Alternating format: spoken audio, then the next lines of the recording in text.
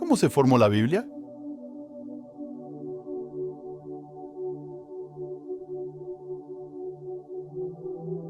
Los cristianos afirmamos que la Biblia, tanto el Antiguo como el Nuevo Testamentos, es palabra de Dios.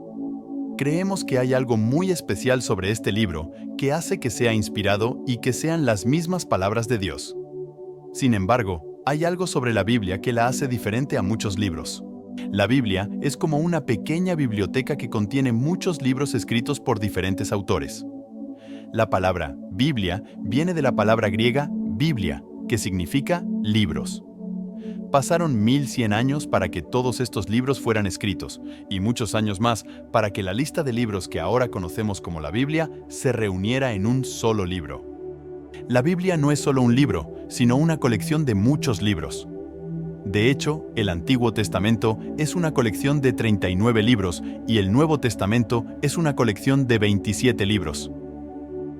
Los libros del Antiguo Testamento no fueron escritos al mismo tiempo. Este proceso duró siglos. Mientras que algunos libros se escribían y recopilaban, otras historias todavía se transmitían de manera oral. Ya que estas historias fueron escritas a veces de manera fragmentaria o se compilaron más de una versión de la misma historia, partes de la Biblia pueden ser difíciles de entender para los lectores modernos. Lo interesante es que fueron escritos por diferentes autores en diferentes épocas, países e idiomas.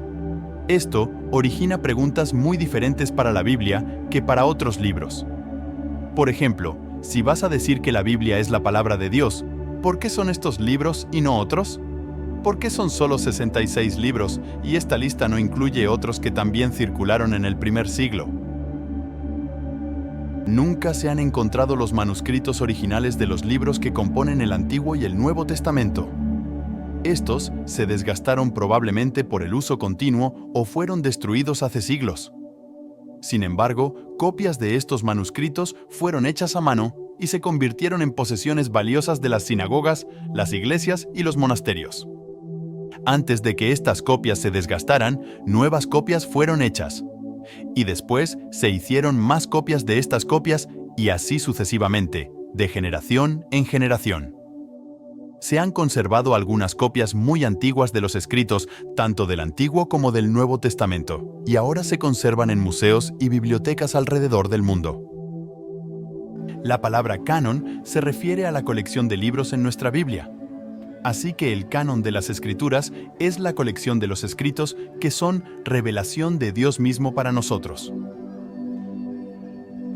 La forma en que se decidió qué libros eran lo suficientemente sagrados como para ser incluidos en las Escrituras judías no es del todo claro. Sabemos que alrededor del año 100 a.C., un grupo de eruditos judíos se reunió en Jamnia, un centro de aprendizaje judío al oeste de Jerusalén. Durante este tiempo, los eruditos debatieron qué libros debían ser incluidos en las Escrituras judías. Origen de la Biblia. La Biblia contiene textos de diverso origen y época, llamados libros, escritos originalmente en diferentes lenguas: hebreo, arameo y griego. El Nuevo Testamento fue escrito durante un periodo mucho más corto, es decir, durante la última mitad del siglo I d.C. Fue la venida del Mesías, Jesucristo, que encendió la llama que produjo el Nuevo Testamento, a medida que la nueva fe arrasaba el cercano Oriente y luego hacia el oeste, a Grecia y hacia Roma. La mitad de los libros del Nuevo Testamento fueron aportados por un solo hombre, el apóstol Pablo, en las epístolas que envió a grupos de nuevos cristianos y a sus ayudantes, Timoteo y Tito. La Biblia se cierra con un majestuoso libro de visiones y vistas dramáticas del futuro. Fue escrita por el anciano apóstol Juan alrededor del año 95 d.C. y describe el nuevo cielo y la nueva tierra cuando el reino de Dios abrazará el universo y toda rebelión y muerte serán una cosa del pasado. Al mirar todas estas fechas, lo importante es recordar que cuando la Biblia fue escrita, no es tan importante como lo que fue escrito. Sin embargo, también es importante cuando percibimos cómo la presencia de Dios persistió a través de los siglos y nos dio en la plenitud de los tiempos la revelación plena de la salvación.